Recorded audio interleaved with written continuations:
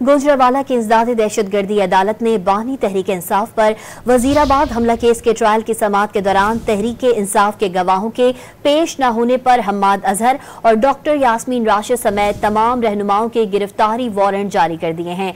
इस बारे में मजीद जानेंगे डॉन न्यूज के नुमाइंदे इकबाल मिर्जा से। जी इकबाल मिर्जा, अपडेट कीजिएगा।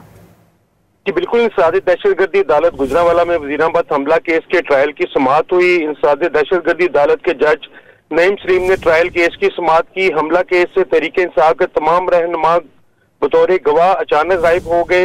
बतौर गवाह पेश न होने वाले तहरीक इंसाफ के रहनुमाओं के मुकाबले जमानत जो है वारंट जारी कर दिए गए हैं। तहरीक इंसाफ के रहनुमाओं के मुकाबले जमानत वारंट गिरफ्तारी जारी करने का जो है वो तहरीरी हुक्मनामा आज जारी हुआ है, जिसमें हम्माद अजहर, डॉक्टर इफ्तिखार अहमद और दीगर शामिल हैं। जी अपडेट कर रहे थे इकबाल मिर्जा, बहुत शुक्रिया आपका।